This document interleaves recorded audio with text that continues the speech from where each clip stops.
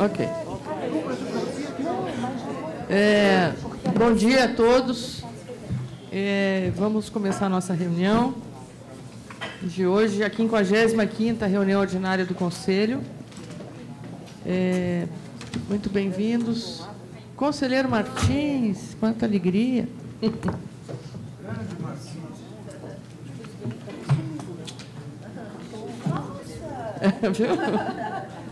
Muito bem-vindo, conselheiro. Lembro que a reunião está sendo transmitida pela internet no endereço www.conselhocurador.ebc.com.br/transmissão ao vivo sem acento. Bom dia, então, aos internautas que nos acompanham. Pergunto se algum conselheiro tem alguma consideração com relação à nossa pauta de hoje. Conselheiro Paulo, por favor. Bom dia para todos.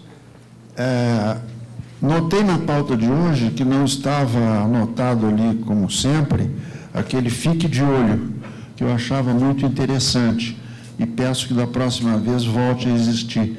E desde já quero sugerir que conste no fique de olho, se for possível ainda, 2 episódios da Maximorum Importância, que é a grande vitória brasileira na Batalha de Montese, em 17 de maio de 45, que está fazendo 70 anos, quando o sargento catarinense Max Wolff cravou a bandeira brasileira em Montese e logo depois veio a morrer. E a 148ª Divisão Nazi-Fascista se rendeu ao Brasil, entregando 14 mil homens e as armas, o que fez o Brasil participar da mesa de vitória no dia 8 de maio de 45, também uma data a ser comemorada, principalmente nesse momento em que forças, a meu ver, de tendência fascistas mesmo, estão saindo às ruas contra as forças democráticas e progressistas do país. Então, gostaria de que constasse, e sugiro, não oficialmente, mas pessoalmente, que o Departamento de Jornalismo próprio fizesse, como já fez alguma coisa, sobre a Batalha de Montese e o Dia da Vitória. Obrigado. E colocasse nas rádios o hino do expedicionário, que é muito bonito.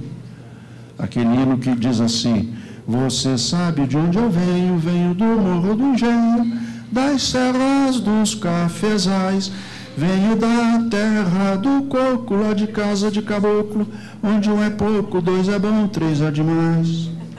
Muito bom. Eu conhecia a melodia, mas não a letra. Obrigada pela contribuição, conselheiro Paulo. Antes de prosseguir com a nossa reunião, eu gostaria de informar que nós tivemos um problema. Vamos ter que fazer uma mudança de pauta agora pela manhã, com relação ao item 4, apresentação da pesquisa sobre programas da TV Brasil, termo de cooperação da Universidade do Rio Grande do Sul e ouvidoria da ABC. Ontem à noite, tarde da noite, 11 da noite, alguma coisa assim, o nosso secretário executivo recebeu um e-mail da professora Maria Helena Weber, que é coordenadora da pesquisa, informando que não seria possível o comparecimento dela para apresentar a pesquisa por motivos pessoais, na verdade, relacionados à saúde, viagens, atividades docentes, problemas técnico-funcionais graves. Então, não vamos poder, depois nós vamos, no âmbito da secretaria, resolver esse problema e ver realmente se a gente vai poder marcar uma outra data, infelizmente. Então, o Guilherme convidou a nossa ouvidora, que muito gentilmente se propôs, então, a antecipar a participação dela da tarde para amanhã, para a gente não ficar com esse tempo ocioso. Te agradeço muito, Josete, tá? Muito obrigada. Vamos começar, então. Eu vou começar com os informes do Conselho Curador e pedir para a nossa vice-presidente, a nossa conselheira Eliane Gonçalves, informações sobre a presença delas no Fórum Social Mundial, que se realizou em Tunis, e a Missão a Gaza, que a nossa conselheira, na qualidade de jornalista da empresa, Eu gostaria de saber, nós gostaríamos muito de ouvir o relato da sua participação lá. Conselheira Rita, por favor. Bom, bom dia a todas e todos. Eu queria agradecer muito à EBC, ao Conselho Curador, e por essa experiência de aproximação muito forte, interessada, em atividades da sociedade civil que se mobiliza.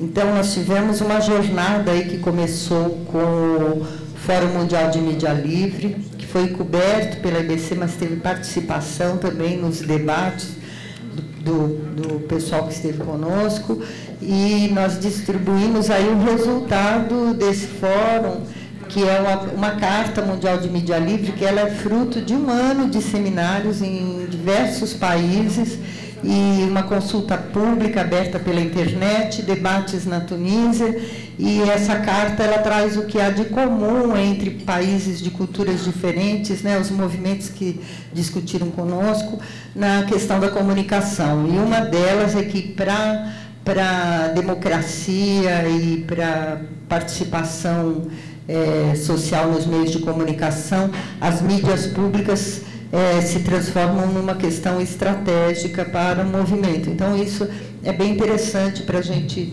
trabalhar. Nós tivemos, na sequência, atividades do Fórum Mundial de Mídia Livre dentro do Fórum Social Mundial, organizadas em conjunto com o coletivo organizador do Fórum no Brasil, e nós tivemos, então, a presença do Nelson Breve e da Eliane Gonçalves em uma mesa que debateu a mídia pública e o papel da sociedade civil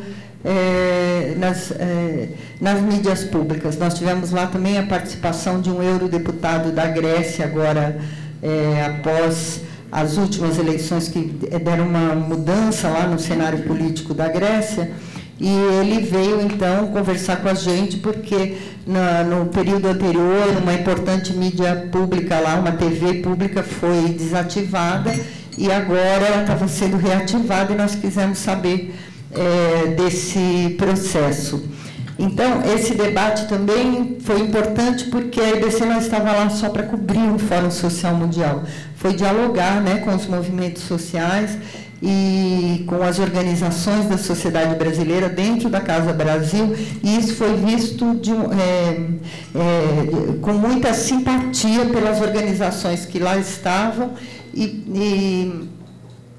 há uma expectativa realmente que a EBC tenha um papel de articulação das agências da América Latina, das agências de língua portuguesa, para um diálogo mais próximo aí com essas organizações e essas agendas da sociedade civil.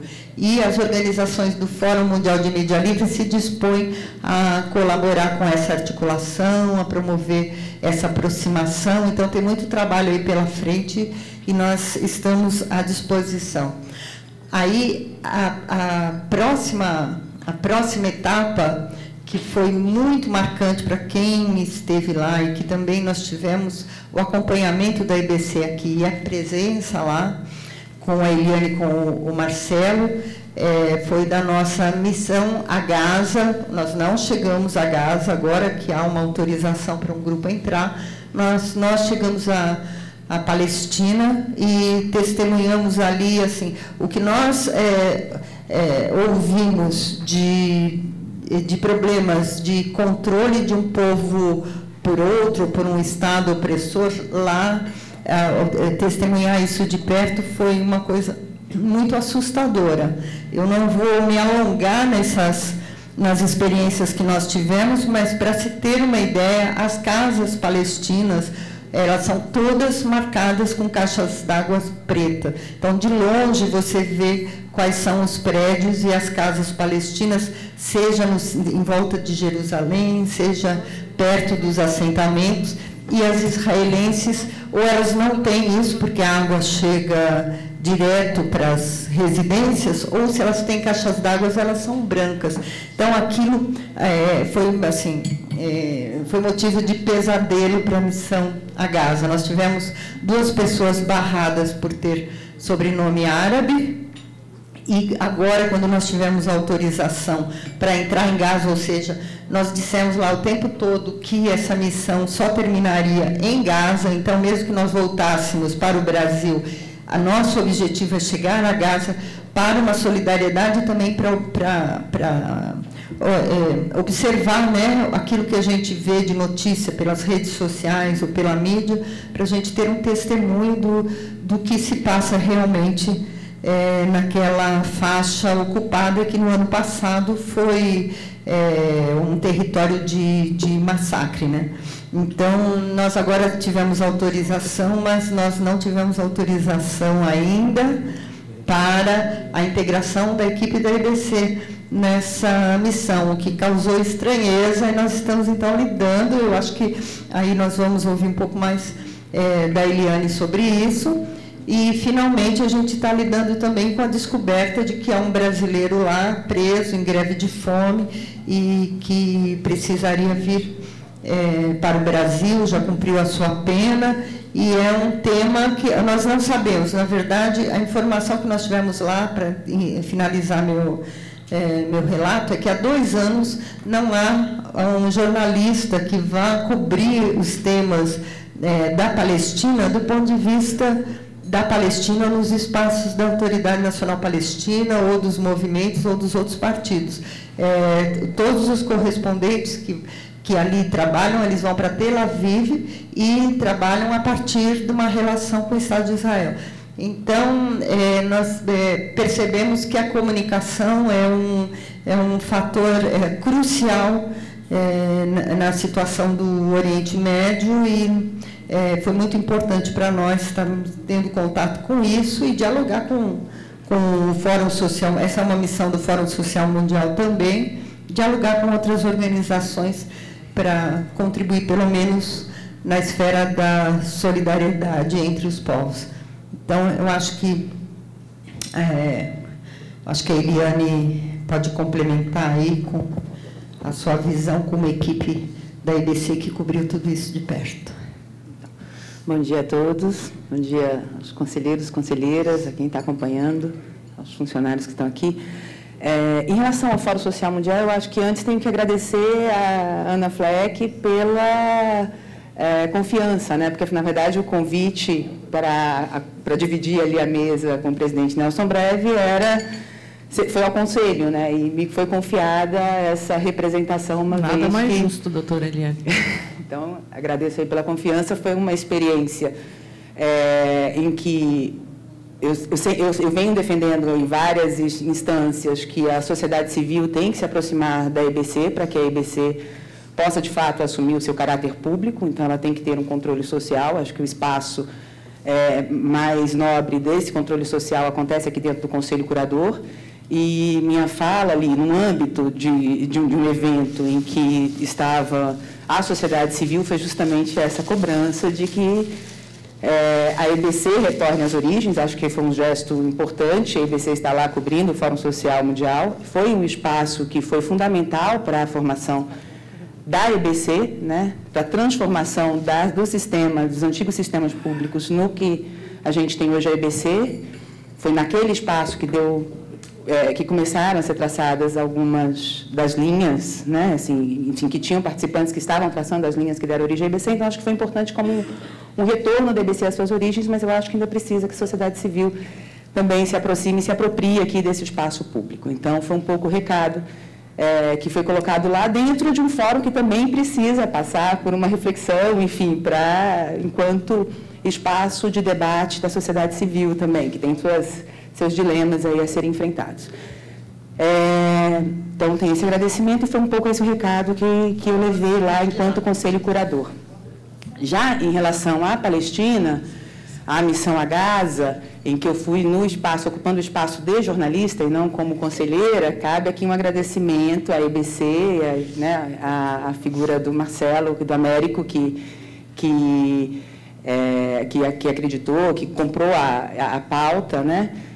E que permitiu a minha ida do Marcelo lá como EBC, né? Eu já tinha uma intenção de ir como repórter autônoma, e a EBC encampou essa pauta como prioritária, e, de fato, acho que tem algumas questões que são estruturantes em relação a algumas coisas que nós gostaríamos de aproveitar como estruturantes em relação a essa questão da Palestina. Então, para além do conteúdo, que daqui a pouco, assim, do que eu vi, eu acho que tem algumas questões. Que primeiro é aproveitar essa experiência para estruturar a EBC no que diz respeito à questão de segurança, de cobertura de áreas de conflito, enfim, que é uma disposição que me parece bastante interessante da EBC, de aproveitar essa experiência. Então, o que funcionou, o que não funcionou, qual a estrutura, né, assim, se o seguro de vida segue, de fato é efetivo na hora que a gente está viajando e numa situação mais conflituosa, assim, essas questões que são administrativas e, enfim, que dão suporte para que a comunicação possa acontecer. Então, acho que tem uma disposição que me parece bastante interessante e que eu espero que a gente possa aproveitar isso para tornar para além do factual, do caso específico. Em segundo lugar, ainda no campo de estruturação da EBC, o que se colheu de informação lá, a gente vai estruturar agora em formas, vou como jornalista estruturar em formas, minha origem é televisão, então vou estar trabalhando com a televisão, né, assim, com as imagens. Foram 3 dias de captação efetivos, né, de informação dentro da Palestina, né, assim, tirando o trâmite para entrar, os outros 5 dias são para entrar e o restante para tentar sair, né, não é fácil entrar e sair, assim, um exercício que... Então, a gente gasta muito tempo para entrar e sair. Então, de prática, de captação, de entrevistas, foram 3 dias. E eu vamos estruturar isso em reportagens para o Repórter Brasil. E ontem tive uma reunião com o pessoal da Agência Brasil e do portal, e com o pessoal da radioagência, para que esse material também possa ser estruturado para todos os outros veículos. E a conversa me pareceu bastante interessante nesse sentido de integrar, enfim, de trabalhar em parceria com outros editores, com outras linguagens que possam multiplicar essa informação, né, assim, que vai ser produzida a partir de agora. Acho que esse processo de trabalhar em plataformas conjuntas, o conteúdo que é produzido, tem que ser uma prática. Eu acho que é um desafio aqui dentro, a gente poder multiplicar, não ter retrabalhos, né? Assim, a gente poder capilarizar a informação por todas as nossas plataformas. Então, essas são as questões mais estruturantes que eu tenho para colocar aqui. Em relação ao que nós vimos na Palestina,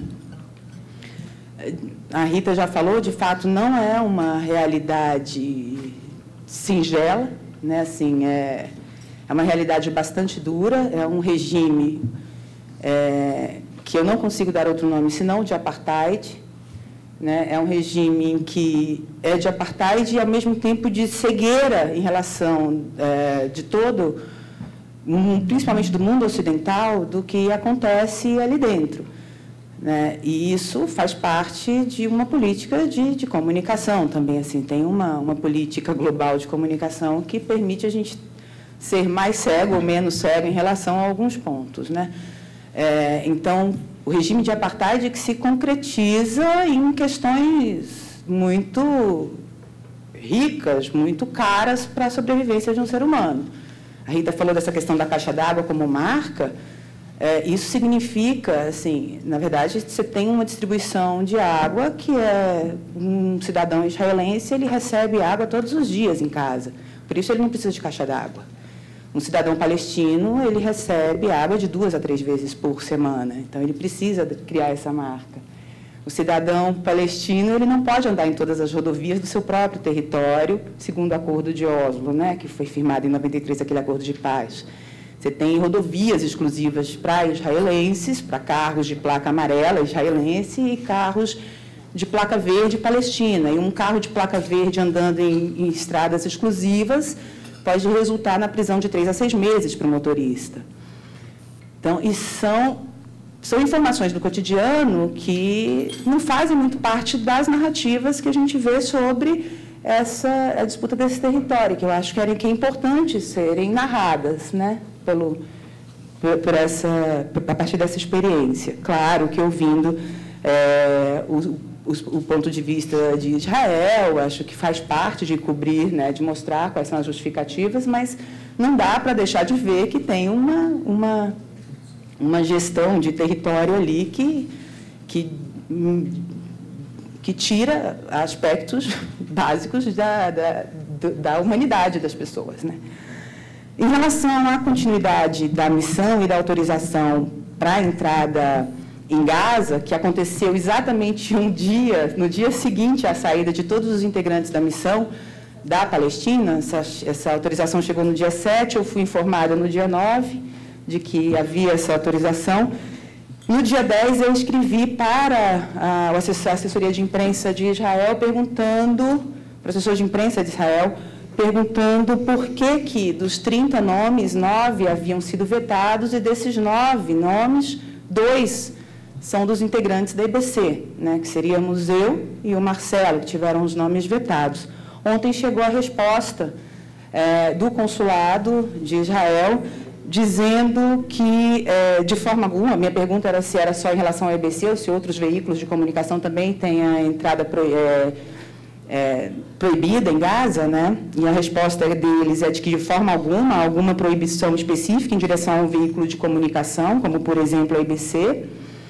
Né? Diz que o Estado de Israel se ocupa da entrada do próprio Estado de Israel, podendo autorizar ou negar essa entrada por razões de segurança, e que todas as proibições que foram feitas, das 9 pessoas, elas são proibições por razões de segurança.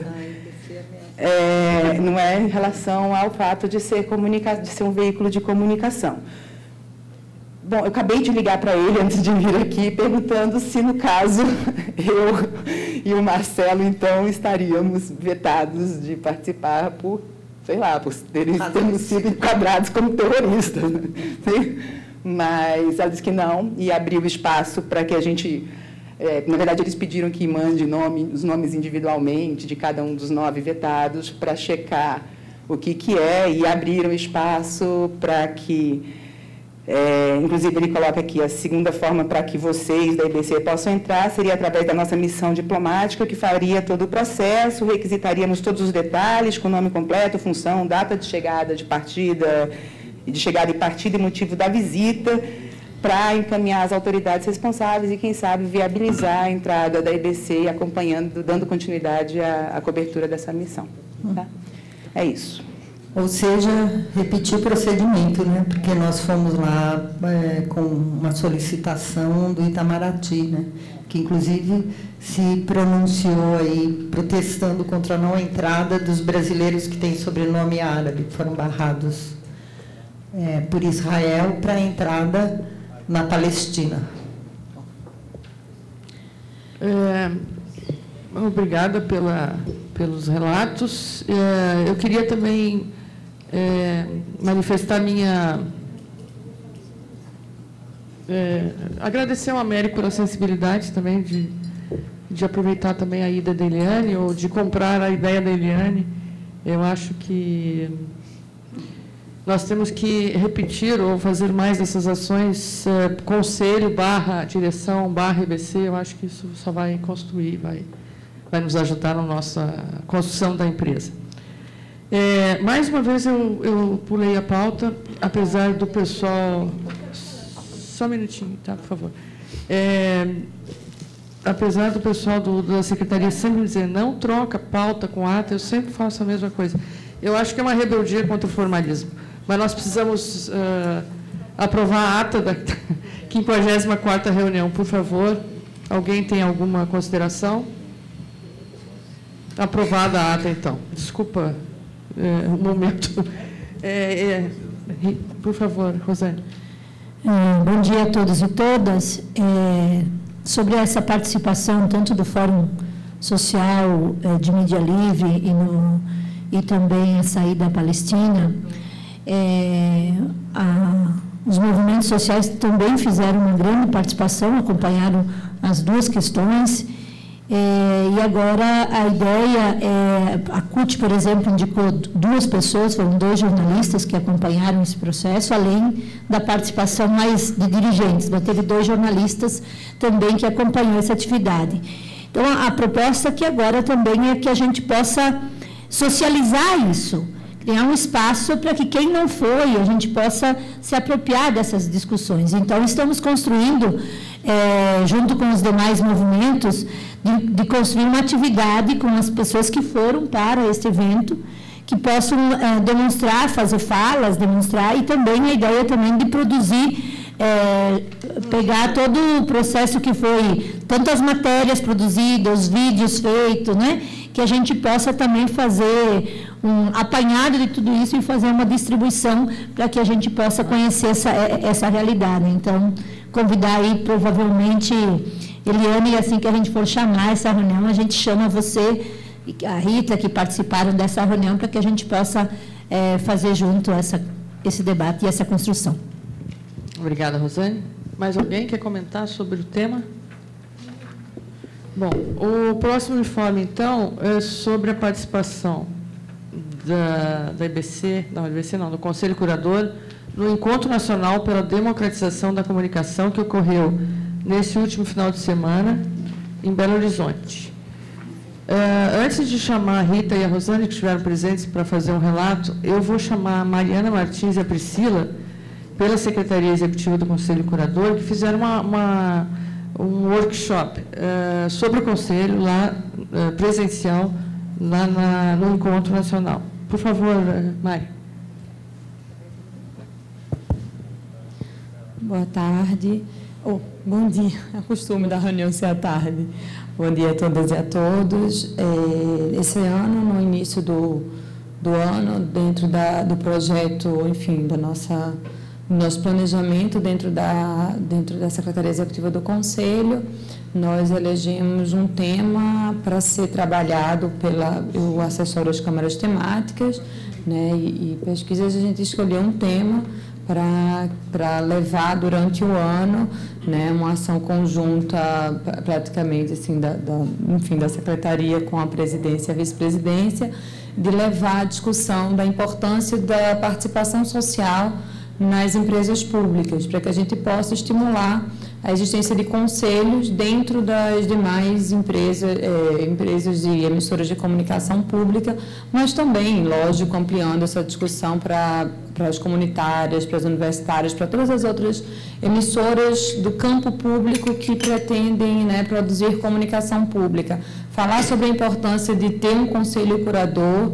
né, de existir essa instância dentro das empresas públicas para torná-las também, né, mais públicas, foi escolhida como a nossa missão esse ano, e nada melhor do que começar com essa missão dentro do Encontro Nacional, né, pela democratização, pelo direito à comunicação, e lá existia a oportunidade da gente oferecer oficinas autogestionadas, e o Conselho optou por fazer, né, esse modelo de uma oficina autogestionada. Produzimos essa cartilha que está com vocês, que é Conheça o Conselho Curador. Nessa cartilha, ela vai para além, lógico, das atividades autogestionadas que nós vamos tentar fazer ao longo do ano, porque ela é uma cartilha para dialogar de uma forma geral. Para além disso, né, cabe dizer que a gente também, né, Priscila, que toma conta da comunicação do Conselho, viu que a gente precisa ampliar a participação da sociedade também. A gente estava chegando a um determinado público, mas a gente precisava chegar a um público maior. E a ideia também é que a gente consiga, nesses espaços, ampliar enfim, a comunicação do Conselho Curador, né, que a gente consiga. A gente já tem a revista, a gente tem o site, a gente tem as redes sociais, mas a gente tinha entendido que a gente tinha chegado ali no limite da comunicação da gente por esses meios, e a gente precisa ampliar. Então, isso também vai se somar a essas atividades, né, a ampliação das pessoas com quem a gente dialoga, né, enquanto Secretaria Executiva do Conselho, na divulgação das nossas atividades, da própria reunião, que é exibida ao vivo, né, todos os meses, toda vez que ela acontece, ela é exibida ao vivo.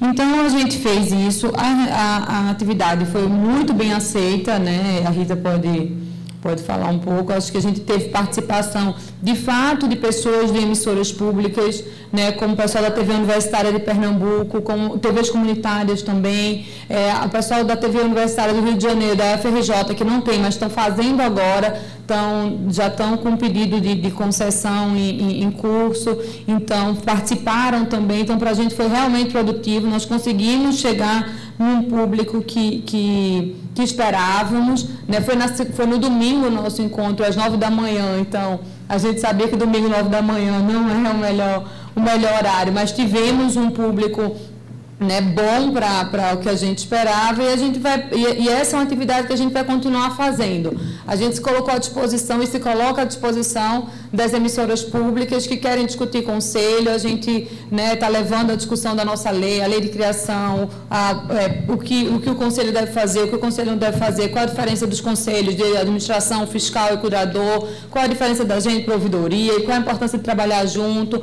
Todas essas questões estão sendo abordadas nessas oficinas que a gente está dando, e a gente já se coloca à disposição de fazer isso, né, a princípio, para qualquer emissora que nos convidar para estar fazendo. É um projeto do Conselho da Secretaria, junto com a presidente e a vice-presidenta, para esse ano. Então, espero que tenha dado tudo certo. Eu só para dizer que elas fizeram um folhetinho assim, artesanal, porque não havia como fazer de outra maneira. Elas duas fizeram sobre o Conselho. Vamos pedir depois uma verbinha aqui no marketing para poder fazer uma...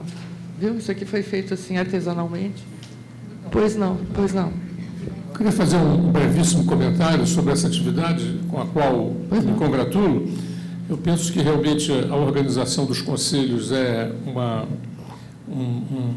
referência importantíssima para que se promova a democratização da democracia brasileira, né, que é uma grande reivindicação formulada nas manifestações de 2013, e penso que depois, alguns meses depois, o governo acabou fazendo um decreto que promoveu um alvoroço grande nos meios conservadores, né, e eu não sei nem se esse decreto, afinal, se concretizou, né, enfim, eu penso, inclusive, eu tenho minhas dúvidas se o governo teve realmente um interesse, né?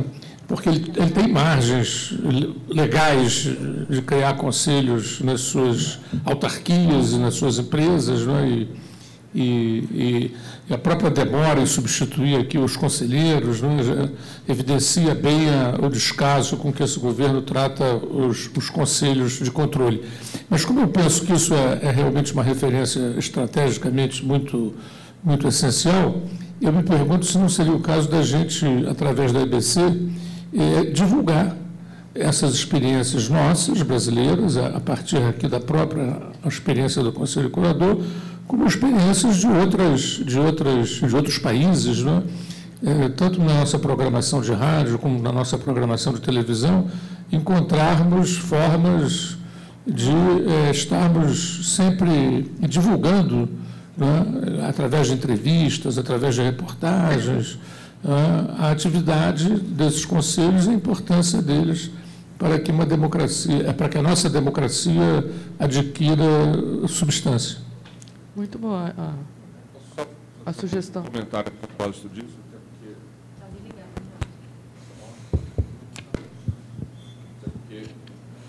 Faz parte até de... Continua desligado. Agora sim. Então, faz parte até do... Eu uso o meu. Está ruim. Eu ia até fazer um informe a propósito disso, mas eu ontem à noite conversei com a Nereide, porque eu não estava sabendo da agenda do Fórum dos Conselhos que está discutindo o PPA, Participação na Sociedade. Pedi para ela que o jornalismo fosse dar ampla cobertura, porque a gente acha que a discussão do plano plurianual, tudo passa depois, orçamentariamente, por aquilo que está no plano plurianual. E, nesse momento, estão se discutindo quais são as diretrizes que vão nortear o plano plurianual. E essa discussão está sendo feita com esses representantes das sociedades que integram os conselhos. A conselheira Rita Freire é a representante do Conselho Curador nesse fórum dos conselhos, que está discutindo, neste momento, com o Ministério do Planejamento, as diretrizes que vão nortear a elaboração do PPA.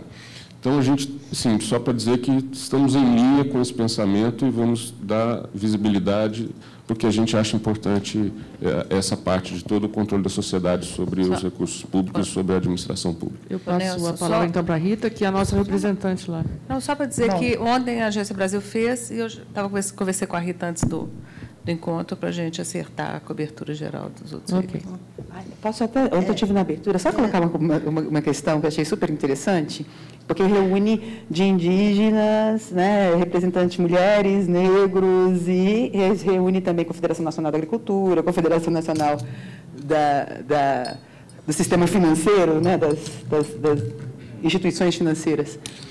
Ontem, na abertura, a gente ouviu que foi surpreendente ouvir o sistema financeiro falar que o Brasil precisa de investimento em infraestrutura e comparar com a geração de energia elétrica na Alemanha. Seria bem interessante saber como é que eles vão contribuir, viu, Nereide? Só para saber se eles vão abrir mão dos 40% que a gente recebe, que esse país arrecada para pagar juros. Água e azeite. Bom, sobre isso, bom, nós estivemos, eu e Eliane, ontem na abertura, acompanhamos a apresentação das 21 áreas estratégicas. Só para não confundir, você está falando dos conselhos. Estou falando dos conselhos e aí volto para o ENDC. Só para não confundir. Então. E aí chamou bastante atenção que em todo um arcabouço de estratégias, de questões prioritárias para resolver para o Brasil dos próximos 4 anos, a palavra comunicação não aparece nem mencionada fora de contexto. Ela é uma palavra que me pareceu tabu nesse debate. E quanto mais a mídia pública, né? Então, esse debate com outros conselhos, inclusive para levar as preocupações da EBC, não apenas pelo Conselho Curador, mas por outros conselhos. Foi uma proposta 2 sessões atrás. A situação no país não permitiu um planejamento maior desse processo, né? Então, nós estamos participando. Hoje à tarde eu volto para lá, porque hoje são grupos de trabalho, para ver se a gente consegue, pelo menos, que esses grupos introduzam, né, acenem para a importância do PPA contemplar aí o fortalecimento da mídia pública. Aí vamos ver o que a gente consegue lá, e amanhã deve se fechar aí uma proposta da sociedade civil para o PPA, que depois vai ser seguida de oficinas internas no governo, com as várias áreas, para então haverá um outro encontro entre junho e julho, para finalizar a proposta que o governo vai mandar ao Congresso.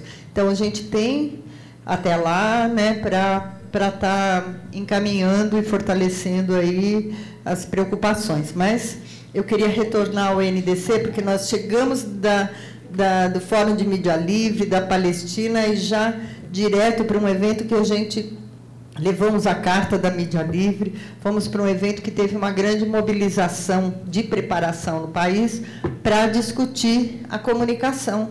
Essa agenda, como pressionar para que ela seja encaminhada pelo governo, pelo Congresso. E esse encontro, então, tinha lá representante do Ministério das Comunicações, representante do Ministério da Cultura e Oi? E da SECOM, e também representantes das várias organizações aí, movimentos sociais, sindicais. Só a mesa de abertura, acho que tinha 40 pessoas ali sentadas, representantes dos setores que precisariam estar ali na abertura, mas para a EBC, o NDC deu uma palavra de honra assim, na abertura. Então, nós aproveitamos, além de tratar de alguns temas ali com os ministros que estavam ali representados, nós aproveitamos para cobrar a nomeação dos conselheiros e e a criticar por demonstrar não valorização, né, da mídia pública, e isso foi bastante aplaudido pelo plenário, porque ali estavam várias organizações que participaram do processo de consulta, que estão na expectativa faz um ano para que esses conselheiros sejam designados. E depois de 2 dias tivemos uma plenária final, e também a EBC foi cobrada lá de não estar fazendo a cobertura de um evento que estava debatendo o contexto da comunicação no país. Isso foi cobrado do plenário, então ficou bem visível que a EBC não estava lá, e a gente corrobora com essa preocupação. Eu acho que onde os debates da comunicação acontecem e mobilizam, né, eu acho que é importante que a EBC esteja atenta a essa cobertura. E na atividade, que foi muito boa, atividade organizada pela Mariana e pela Priscila, muito bem estruturada, gerou um interesse, assim, as pessoas estavam muito interessadas em todo o mecanismo de funcionamento dos conselhos.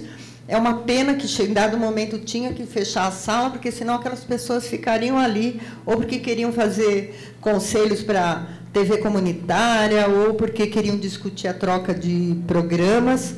E, inclusive, foi solicitado, aí nós lembramos da cartilha que está sendo produzida pela EBC, que a possibilidade de participar da programação, de trocar programas com a EBC, também seja mencionada nesse material. E a outra coisa que foi lembrada ali, que foi questionado por que trabalhadores no Conselho Curador não são remunerados, se tem que fazer um trabalho exaustivo aí de acompanhamento, fora das suas atribuições. E com as 2 questões que foram levantadas, nós concordamos que são questões importantes para a gente ou incluir uma delas na cartilha, ou se debruçar com relação ao regimento interno do Conselho. Pendência. Vamos cobrar a pendência.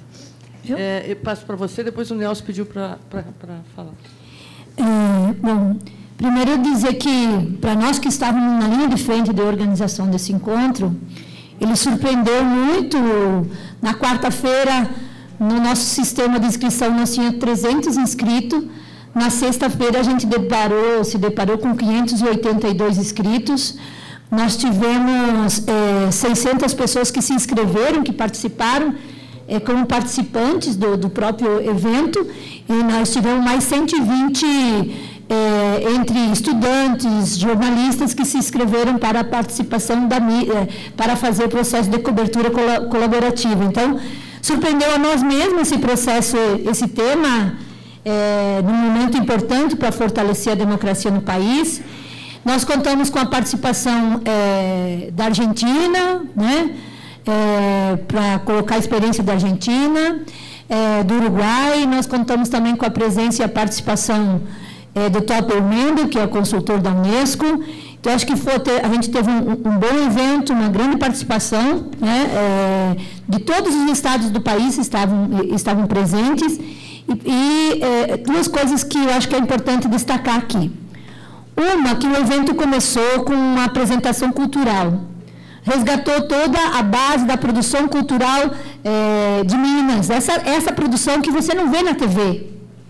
Essa produção feita nos bairros, nas comunidades, que você não vê nos espaços da TV. Eu acho que isso foi uma questão bastante importante. E uma outra questão que para mim foi importante foi a cobertura em tempo integral da TV Minas.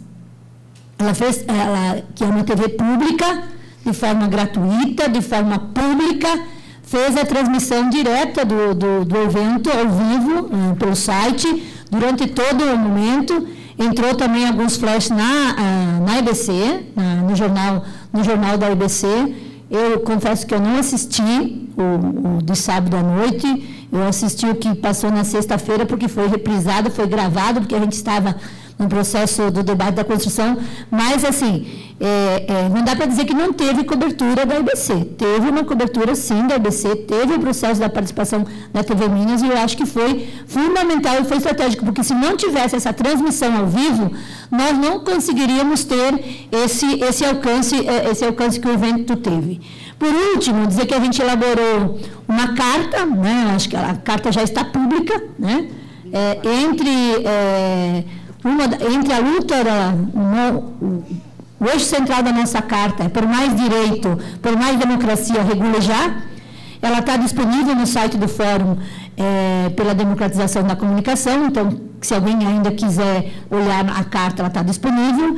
E eu acho que agora a gente tem que continuar essa luta e continuar esse debate, porque a gente precisa fazer se nós queremos fortalecer a comunicação pública e nós queremos fortalecer a EBC, esse debate tem que sair dos nossos espaços do Conselho e ocupar as ruas. Então, eu acho isso uma coisa bastante importante. Agradecer a participação de todos, a cobertura, e acho que seguimos fazendo esse debate. A outra coisa que eu queria falar é sobre os conselhos, rapidamente. Infelizmente, nós não temos nenhum espaço de conselho de comunicação no Brasil. Nós tínhamos o Conselho de Comunicação Social, que ficou, digamos assim, fechado durante um longo tempo, e ele foi editado, teve um período de 2 anos de atuação. Agora, terminou o mandato desse Conselho de Comunicação Social, já vai quase fechar um ano que terminou esse mandato, acho que é. E até agora não foi renovado esse Conselho. Por mais que não seja ali um espaço daquilo que a gente acredita, nós defendemos que tenha que ter um Conselho de Comunicação ligado ao Poder Executivo, ligado ao Ministério da Comunicação, que faça o debate da pauta da comunicação. Essa é a nossa proposta, essa é a nossa defesa, mas até a gente não chegar lá, esse Conselho de Comunicação Social poderia trabalhar nesse papel. Então, eu acho importantíssimo, porque o Conselho da EBC, ele está cumprindo um papel para além de ser Conselho Curador da EBC. Está fazendo esse debate da comunicação pública como um todo, da comunicação como um direito, e eu acho que o Conselho está de parabéns nessa luta e nessa estratégia. Muito obrigada. Nelson?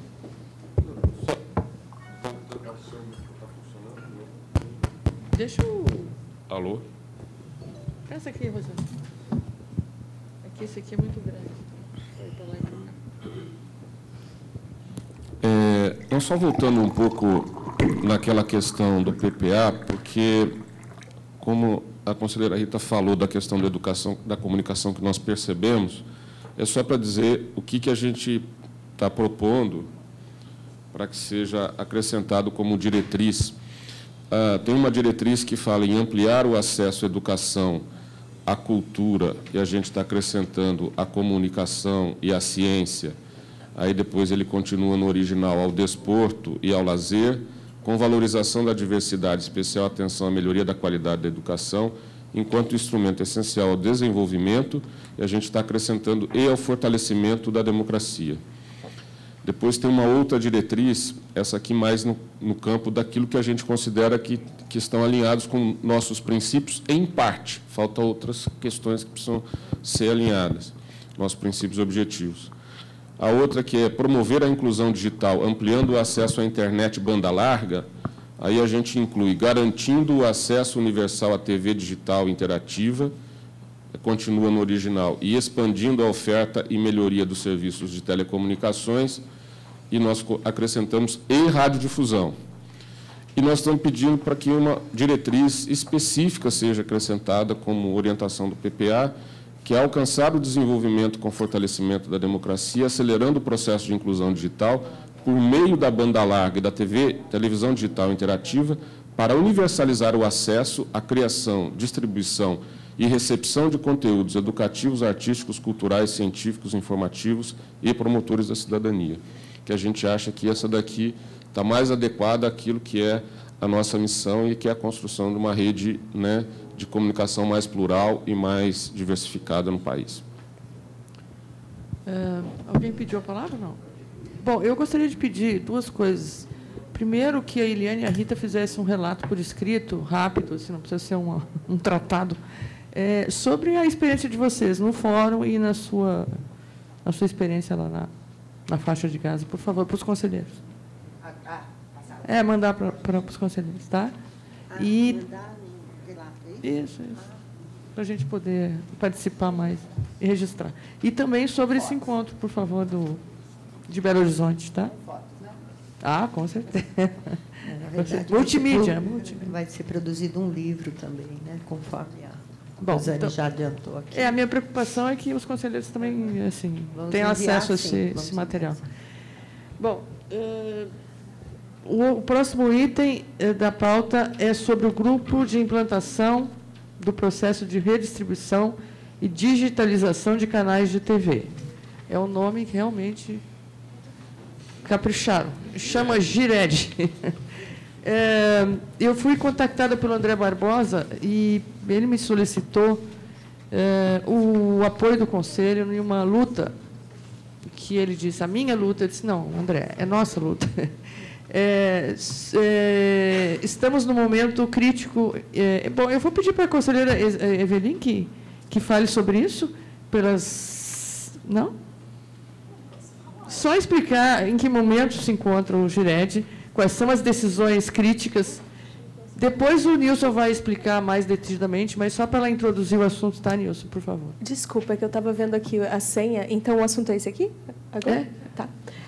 Não, mas rapidamente assim, qual é o momento? Eu achei muito interessante esse documento aqui, divulgado pela Superintendência de Relacionamento, né, a Vice-Presidência de Gestão, porque realmente eu acho que o apoio do Conselho para essa causa da interatividade é fundamental, mas eu incluiria aqui a multiprogramação, né, porque nós precisamos unir esforços, né, e eu não vi aqui esse detalhamento que foi feito em relação à interatividade, que é muito importante para o projeto Brasil 4D, mas a multiprogramação é tão importante quanto para as emissoras públicas, né? Apesar da EBC não ter um projeto próprio de multiprogramação.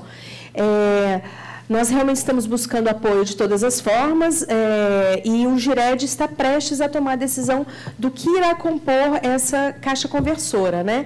Que vai ser distribuída para cerca de 14 milhões de pessoas que recebem o Bolsa Família. Então, vocês veem que na semana que vem vão ser 3 dias de reuniões, onde vão ser analisadas cerca de 120 propostas diferentes, né, dessa montagem dessa caixa conversora. E a disputa principal é que os radiodifusores não querem discutir, não querem ainda se confrontar com a possível mudança no seu modelo de negócios, com a chegada da interatividade e essa conexão da televisão com a banda larga, né? Então, tem sido feito um esforço hercúleo dos representantes da EBC, principalmente, para que seja considerada essa possibilidade de haver canal de retorno, né, para ser uma interatividade plena. E realmente é muito difícil. O jogo lá é bastante pesado. Eu acho que uma declaração, né, uma nota pública do Conselho dirigida ao GIRED, afirmando o interesse de que a interatividade seja plena e não deixando escapar essa possibilidade de acesso à cidadania que esse projeto do Brasil 4D possibilita, eu acho fundamental e pediria também para incluir aí a questão da multiprogramação. Eu acabei de ler aqui a notícia, comentei com a IMA, de que o Ministério da Cultura tem a intenção de regulamentar o uso do canal da cultura. Na quinta-feira, amanhã, deve sair uma portaria. Então, eu acho que em multiprogramação, assim como nós, a Rede Legislativa atua em multiprogramação, a TV Cultura, e imagino que outros virão, né, Canal da Cidadania e tal. Então, eu acho que seria um momento importante, porque a multiprogramação também não está tendo o devido espaço nas campanhas, né? A gente também está numa batalha paralela aí para incluir a multiprogramação na campanha de divulgação do desligamento do analógico. Quais são as vantagens da TV digital? Eles estão escondendo, assim como a interatividade e a multiprogramação tem sofrido esse preconceito por parte dos radiodifusores. Pronto. Quem sabe, sabe, não é? Nilson, por favor. Você podia fazer uma breve apresentação. O Nilson Silva trabalha com o André Barbosa na condução do projeto Brasil 4D. Microfone. Aqui, microfone.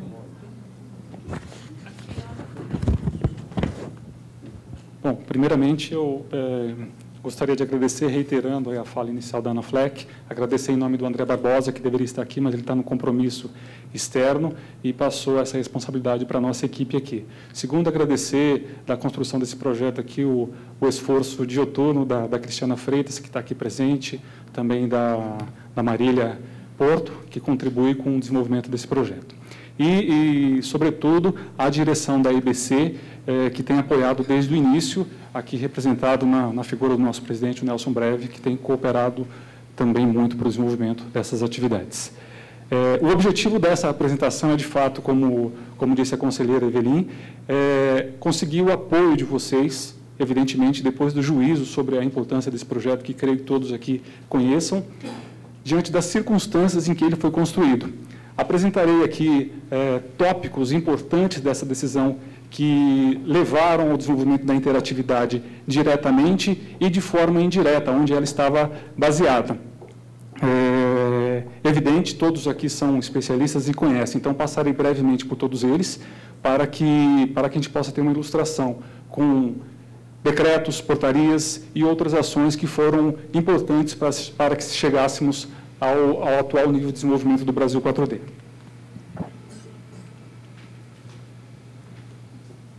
Se consegue usar essa tecnologia aqui. Pronto.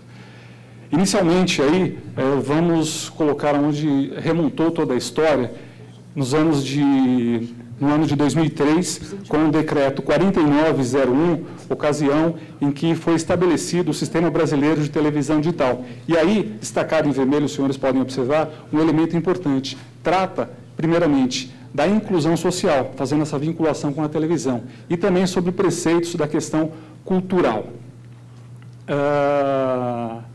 E também já tratado aqui, hoje, em um dos informes, sobre a questão da língua portuguesa. Acho que é um objetivo aqui também da televisão e, sobremaneira, da televisão pública.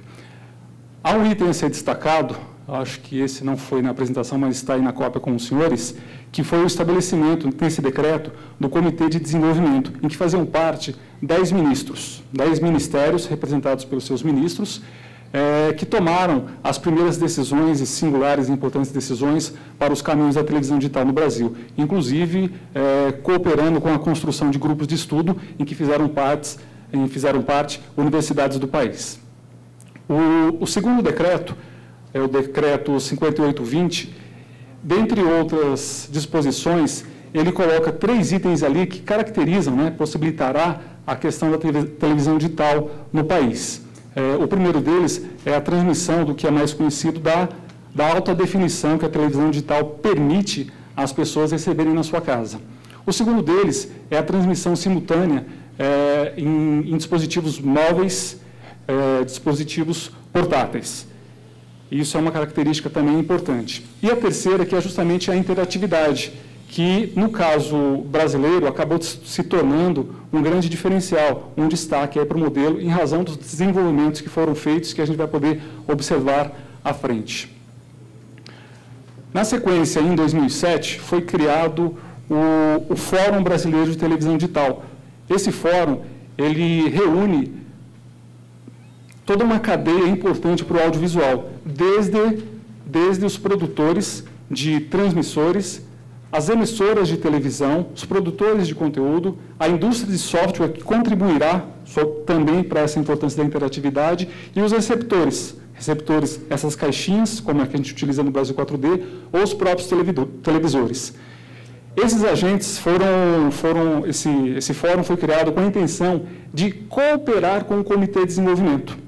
E desde o estabelecimento do fórum em 2007, e aí vem o item seguinte aí, foram criados os normativos, as ABNTs, que regulam o desenvolvimento da interatividade para a televisão digital, que é conhecido como o software brasileiro Ginga, que permite, um pequeno destaque aqui do que permite o Ginga, é justamente, cada produtor de televisão, ele pode ofertar a sua possibilidade de gerar interatividade. Contudo, um aplicativo que existe no monitor, tomar como exemplo aqui da marca X, ele não rodará no monitor, na televisão, da marca Y. Então, o Ginga, este middleware, essa espécie de software, ele permite que o mesmo aplicativo, como o que nós desenvolvemos aqui no Brasil 4D, ou poderia estar sendo desenvolvido por qualquer outra emissora pública, rodasse em qualquer televisão, que é o que de fato aconteceu com o desenvolvimento do nosso projeto. Então, isso foi, essas normas da ABNT foram desenvolvidas e editadas entre 2007 e 2010. Ainda existe uma em 2003 que corrige uma das versões, porque elas destacam elas foram criadas para tratar sobre as linguagens de desenvolvimento. Ou seja, é o Ginga Java, é o Ginga MCL, então, dentre outras questões, apenas para ilustrar aqui. Deixe-me ver aqui que eu me perdi. Se você enxergar. Se eu enxergar, né? Em 2012, como uma medida de reforço do próprio governo federal, foi editada uma portaria 4802 do Ministério das Comunicações, que institui a política, tem um nome extenso aí, mas vamos chamar aqui, em resumo, de política da interatividade, e que demonstra um anseio do governo federal em estimular essa política. Um dos itens desenvolvidos por essa política, e mais conhecido, é o Ginga BR Labs, em que o governo federal ofereceu, por meio de licitação, 5 milhões de reais para diversas universidades. Na sua última versão foram 10 universidades que receberam recursos para desenvolver aplicativos. E hoje eles têm um repositório, um banco de aplicativos que poderão ser utilizados. Na sequência, depois de 2012, dessa portaria, entra a EBC. Cabe uma lembrança aí que é um fato deveras importante, não foi citado aí, mas justamente a criação da EBC aí no ano de 2007, que suponho eu que dificilmente a interatividade teria acontecido sem esse evento, né? Em 2012, com o apoio do nosso presidente, iniciou-se o desenvolvimento do projeto Brasil 4D em João Pessoa, ocasião em que se envolveram 17 instituições, entre públicas e privadas. A iniciativa privada participou graciosamente com esse projeto, oferecendo um transmissor digital. A Câmara esteve envolvida conosco no projeto de João Pessoa, dentre outras parcerias. Esse projeto serviu para confirmar aquilo que se tinha a intuição de que seria possível gerar interatividade e oferecer serviços e políticas públicas ao cidadão. Na sequência, o projeto de Brasília, que começou em fevereiro de 2014 e continua até hoje, que serviu para confirmar os resultados daquele projeto de João Pessoa, que, aliás, um parênteses aqui, teve uma metodologia de desenvolvimento para a aplicação do projeto desenvolvida pelo Banco Mundial, que resultou em uma publicação que tem sido divulgada e muito acessada por várias universidades e especialistas na área de comunicação, em que se aferiu os resultados desse projeto. Depois, se a gente tiver tempo e for possível, através das dúvidas, a gente pode tratar com mais detalhes. Então, agora, ainda está em acontecimento o projeto de Brasília. Esse projeto de Brasília, ele durou durante um ano através de um protocolo de intenções e a gente renovou agora no começo do ano para mais um ano com um novo governo, o que, para nós, em nossa avaliação, isso significa que, independente da bandeira política, houve uma identidade da importância do projeto, porque, de fato, ele passa a ser um canal. Eu costumo dizer que ele tem a oferta da informação pública e do serviço público, ele acontece acontecia de duas formas. A primeira, presencial. A pessoa ia numa agência pública de emprego, ia num posto de serviço ao trabalhador, no serviço médico para marcar uma consulta. Com o advento da internet, você pode acessar essas informações de serviços públicos pela internet. Mas, como sabemos, através de estatísticas, nem toda a população tem acesso ainda. Então, a televisão, que hoje, sabemos, está em quase 100% dos domicílios brasileiros, passa a ser esse canal. Então, esse programa, e aí, concluindo por que talvez o Distrito Federal tenha o interesse em continuar com o projeto, porque ele enxergou, na confirmação dos resultados que foram desenvolvidos da pesquisa desenvolvida pelo Banco Mundial, que, de fato, seria mais uma alternativa. Continuando.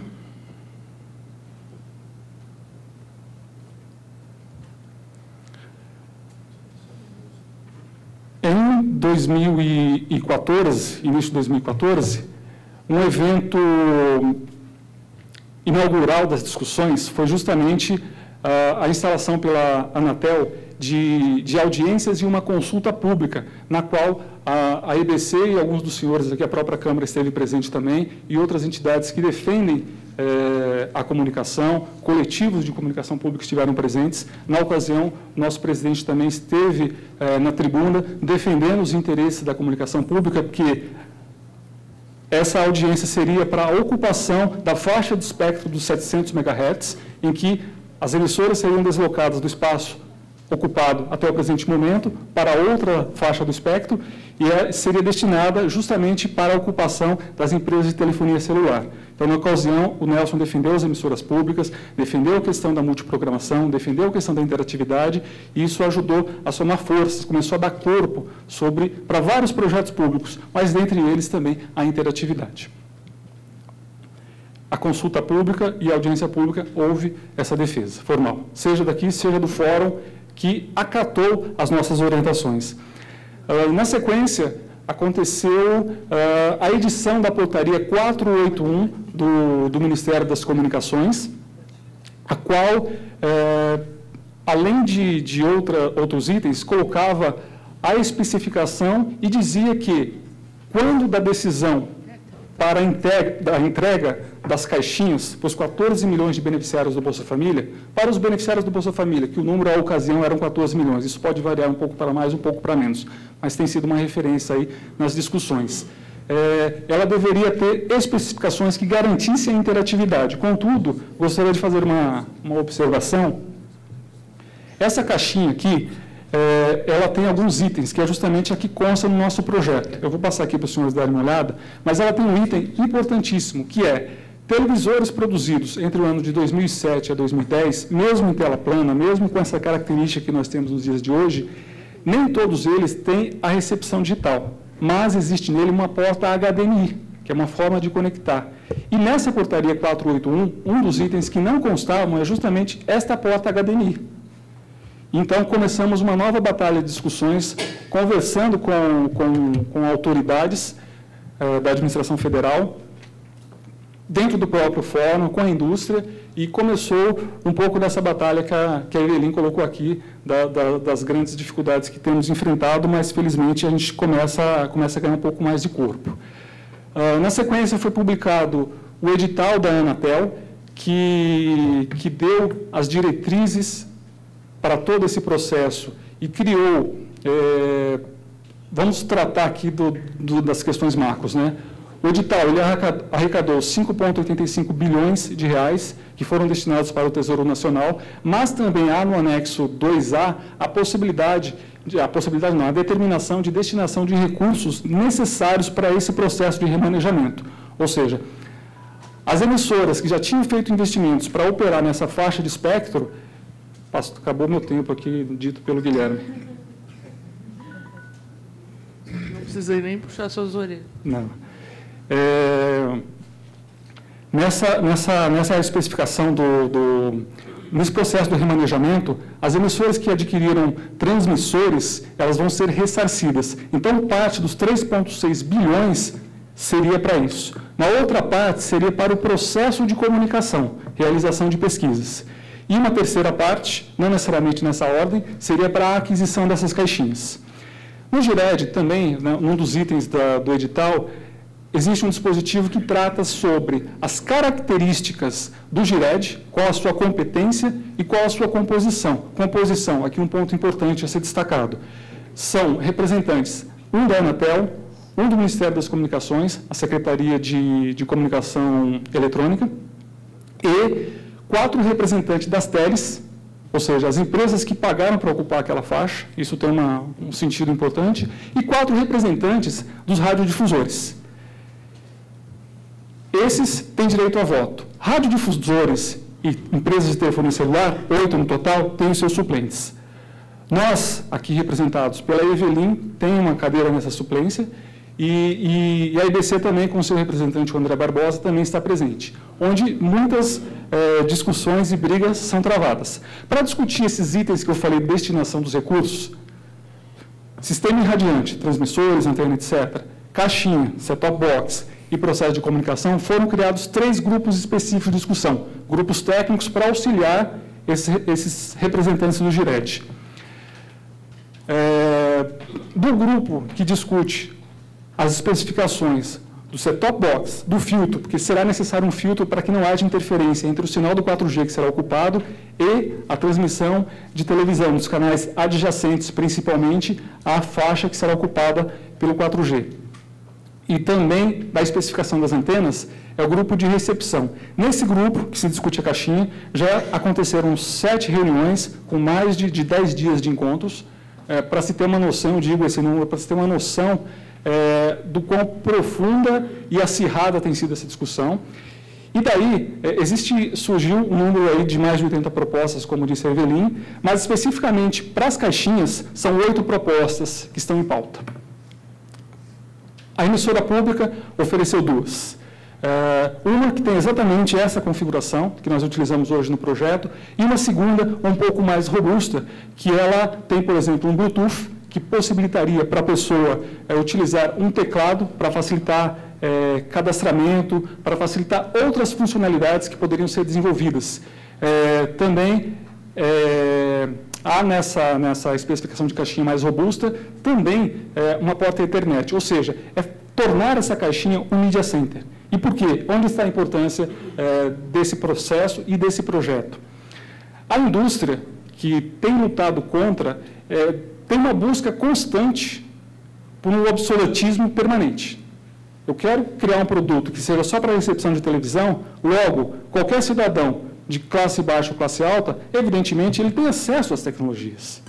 Então, ele vai querer algo melhor. Se você lança uma caixinha dessa, que tem somente a recepção televisão digital, o que é importante, evidente, mas se você tem a possibilidade de decidir por uma caixinha, que é uma central de mídia, de interação para várias outras coisas, o cidadão vai querer. E a indústria não, a indústria quer sempre trocar. Mas o que nós temos utilizado no processo de discussão com a indústria é que, tendo uma caixinha como essa, ela vai poder ter novos desenvolvimentos, ela vai poder ofertar essa caixinha para além de uma aquisição pública dos 14 milhões, ela vai poder levar isso para as lojas de varejo, Ponto Frio, Casas Bahia, etc.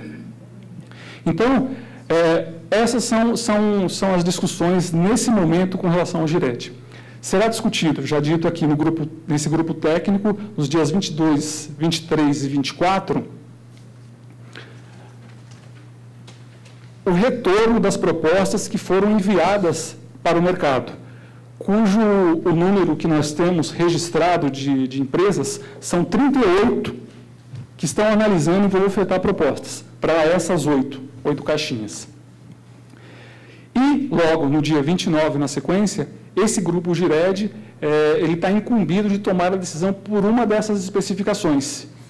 E aqui é justamente onde nós entramos para apurar o juízo dos senhores com relação a essa possibilidade. E, por falar em possibilidade, não está aí nesse documento, mas a gente gostaria de marcar, de mostrar aqui, de acordo com o cronograma de desligamento que acontecerá entre 2016 e 2018, isso significa a expressão das pessoas que receberão esse conversor digital.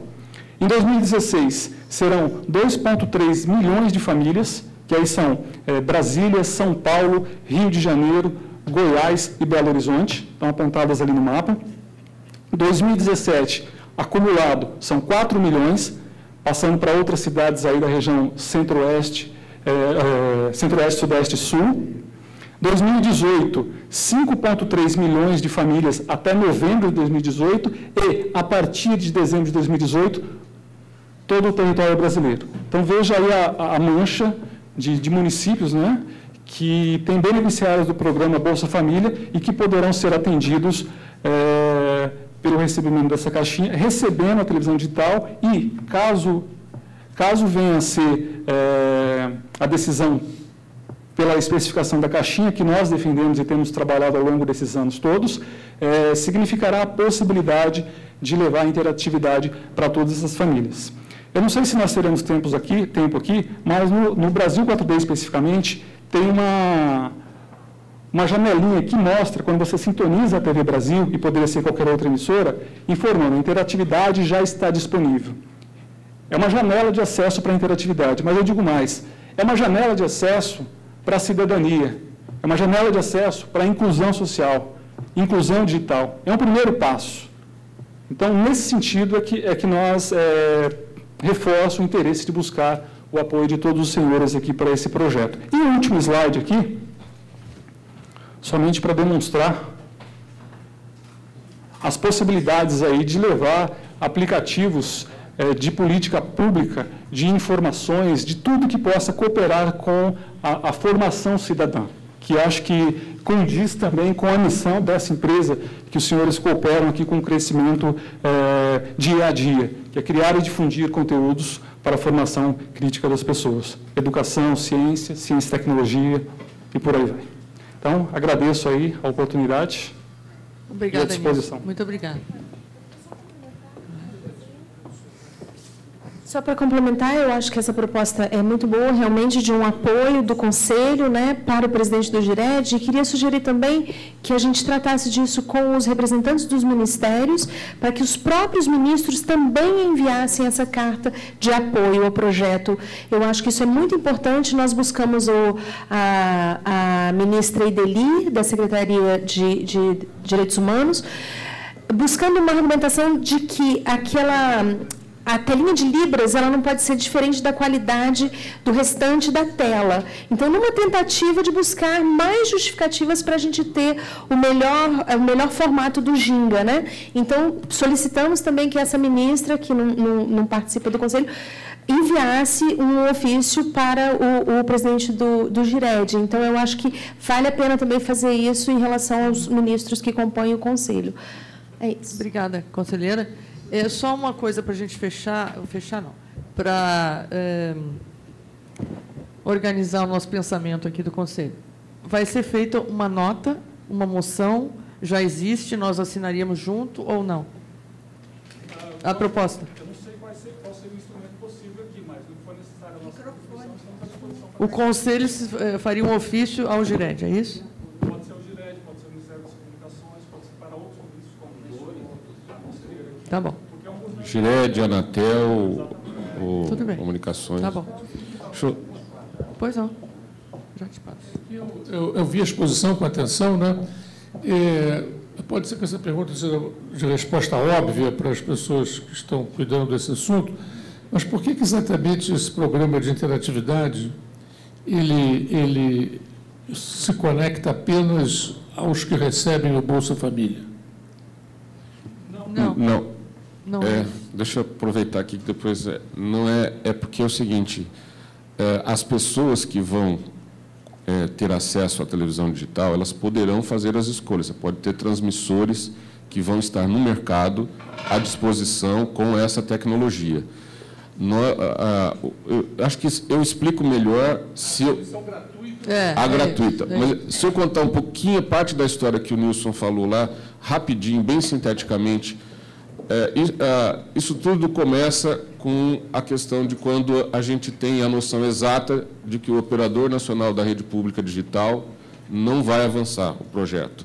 E isso, de certa maneira, aconteceu quando nós nos reunimos com a Telebrás, depois de terem feito reuniões, EBC, Telebrás, etc., para viabilizar a infraestrutura do operador. Numa determinada reunião com o presidente da Telebrás, diretoria da Telebrás, que nós colocamos assim, dizendo, e agora? O que é? Vocês vão ou não vão entrar no projeto do operador? Eles disseram que não tinham condições de entrar no projeto do operador de rede. Então, mesmo a gente tendo previsto no PPA, esse que está em execução agora, o operador de rede, mas sem recursos suficientes, que a gente teria que levantar esses recursos, juntamente com a Telebrás, para viabilizar o operador, não seria possível, que a gente não teria condições. Simultaneamente, vem a discussão dos 700 MHz, e aí caiu a ficha.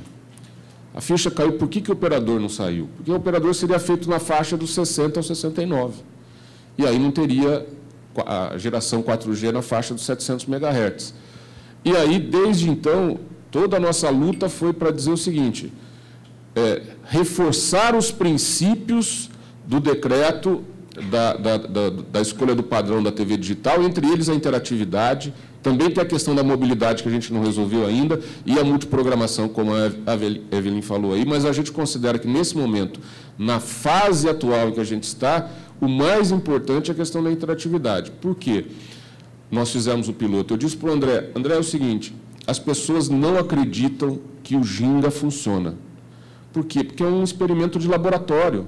A gente precisa mostrar em campo que ele funciona. E foi aí que começou esse projeto piloto para mostrar que a gente poderia criar, né, algo muito maior do que apenas isso, que, de certa maneira, está naquelas diretrizes alteradas que eu apresentei para o próximo PPA, que é fazer da tecnologia digital um eixo para promover desenvolvimento com democracia e diversidade. Isso é 4D.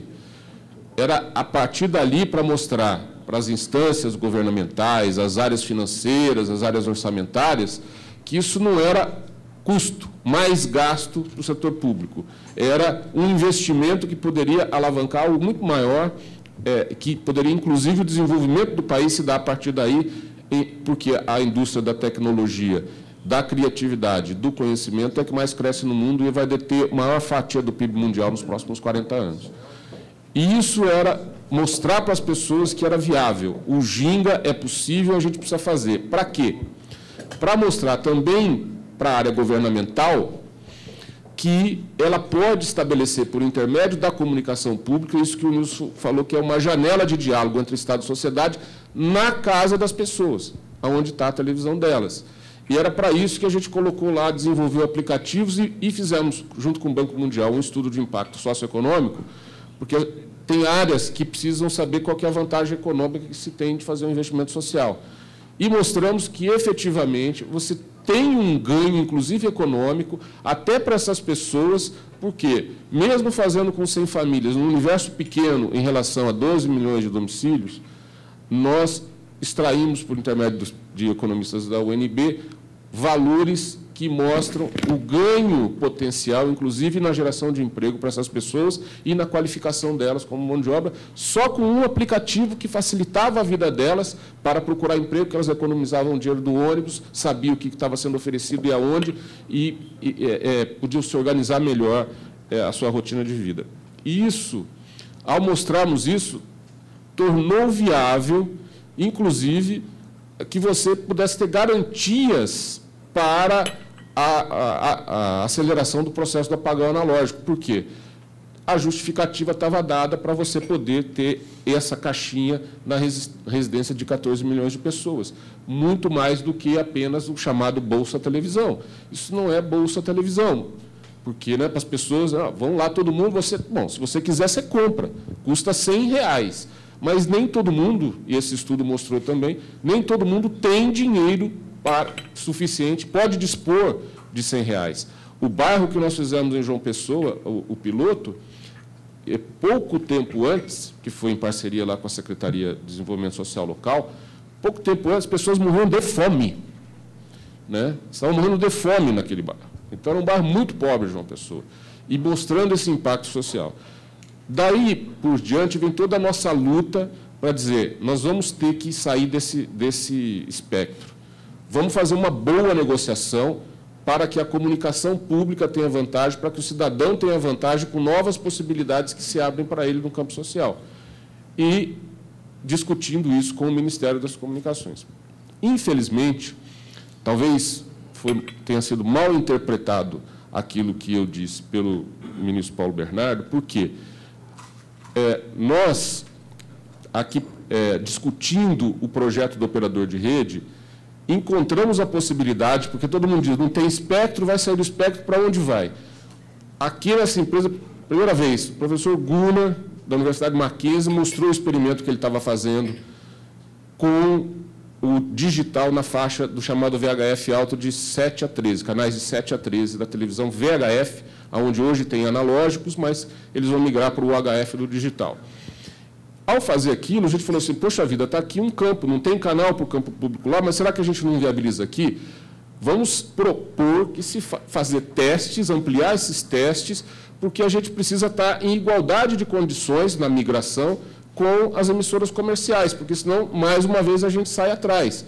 Se o cidadão, para passar da Globo para a TV Brasil, o canal da educação, o canal da cultura, ele tiver que mudar um botão, vocês imaginam, né, a dificuldade que você tem que ter um esforço muito grande para ele fazer esse movimento, qualquer coisa que ele tenha que fazer. Então, é só o controle remoto.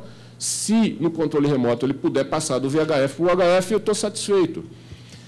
E eu disse numa audiência pública da Anatel, fiz um documento a propósito, mencionando que, assim, que embora fosse possível né, fazer testes no VHF alto para a comunicação pública, nós nos sentíamos, naquele momento, enquanto comunicação pública, como a população ribeirinha quando você vai construir uma grande hidrelétrica. As pessoas falam o seguinte, ó, o desenvolvimento do país depende de eu tirar você daqui, vou botar você com uma casa bem bonitinha. Não tem estrada para levar o abastecimento para lá, as coisas são mais difíceis, não vai ter energia elétrica, mas você vai ficar numa casa melhor do que essa na beira do rio. E que era aquilo que eu disse na audiência pública da Anatel, que eu senti precisávamos fazer os testes para aceitar aquilo. Então, portanto, vamos pensar melhor antes de fazer essa migração dos 700 MHz, vamos estudar melhor alternativas para ter o espaço do campo público dentro do espectro da radiodifusão. As coisas foram avançando, mas também ao ponto de, assim, nós queríamos fazer os testes no VHF, pedir um canal de VHF para fazer teste, alguns fizemos em conjunto com o Minicom, mas queríamos fazer em outras regiões, ao ponto daquele comentário que fiz aqui, que no final do ano, antes disso, inclusive, eu tive com o ministro Paulo Bernardo, a conversa estava muito boa, na hora que eu falei do VHF para a comunicação pública, ele disse, não, o VHF está vetado para a comunicação pública. Não, por quê, ministro? Vocês não quiseram? Eu falei, ministro, não é que nós não quisemos, a gente não queria algo que é desconhecido, a gente queria testar melhor. Ao ponto de, no final do ano, o canal que nós pedimos para fazer o teste do VHF lá na região da Grande São Paulo, ele concedeu para um empresário, está na ata da reunião mencionado isso, que eu mencionei na reunião passada, um empresário do ramo de educação. Então, o que depois, com a mudança, aí reverteu. Nós conversamos com o ministro Berzoini a esse respeito, não dava mais tempo de reverter a questão do voto no GIRED, porque as coisas estavam funcionando. Essa questão a gente ainda está tentando reverter, de certa maneira, do VHF alto, e acho que nós, de certa maneira, conseguimos, porque ontem saiu uma portaria do Minicom que dá prioridade aos meios públicos para ocupar o VHF alto. Isso acho, inclusive, que é reflexo da conversa que nós tivemos semana passada com o secretário de Comunicação Eletrônica, o Emiliano José. Então, assim, o ambiente para a construção desse campo de garantia do espectro está se dando. E uma das questões que era um grande problema para nós, em relação a essa população aqui do Bolsa Família, de certa maneira, ele está resolvido se o GIRED confirmar aquilo que foi decidido no grupo técnico, que é a da antena híbrida. Porque também era a situação. A antena VHF é assim, a antena UHF é assim. Se eu tiver que pegar, se o cara tiver que comprar uma antena, ele vai comprar uma antena que pega as emissoras comerciais primeiro. Então, o fato deles receber um kit que contempla uma antena híbrida, eu já garanto nessa comunidade de 14 milhões de domicílios que ele vai ter um controle remoto que vai começar com os canais VHF da comunicação pública de preferência e depois vai para os canais da comunicação comercial. Então, isso acho que foi um grande ganho, né, esse momento que a gente está vivendo das mudanças, né, das novas ideias, né? Então, e nós estamos trabalhando, né, o ministro Dadinho está chegando agora, ainda não consegui passar todas essas informações para ele, mas eu tenho certeza que ele vai ter a sensibilidade de entender a importância dele, inclusive como ministro político, de negociar politicamente com os outros ministros envolvidos para fazer uma coordenação de forma que a gente possa avançar nessa situação. A conselheira Evelyn falou do canal da Cultura, mas, na verdade, acho que é o da Educação, que sai a portaria conjunta. Ah, não, a TV Cultura. Ah, desculpa. Eu achei que era do canal da Cultura. Não, é o canal da Educação, que está saindo portaria conjunta dos dois ministérios, já prevendo a possibilidade do canal da Educação, canal da Cultura, o canal do Governo Federal, que é a NBR, mais o canal da Cidadania. A TV Brasil não entra no decreto 5820, mas ela, como comunicação pública, ela também tem a preferência como os demais meios de comunicação pública existentes no país, locais, estaduais, etc. E nós vamos negociar para que fique o mais barato possível ter um campo no espectro de comunicação pública, porque quanto mais próximos estiverem os canais da comunicação pública, mais barato fica para o Estado brasileiro. É isso. Obrigada. Conselheiro.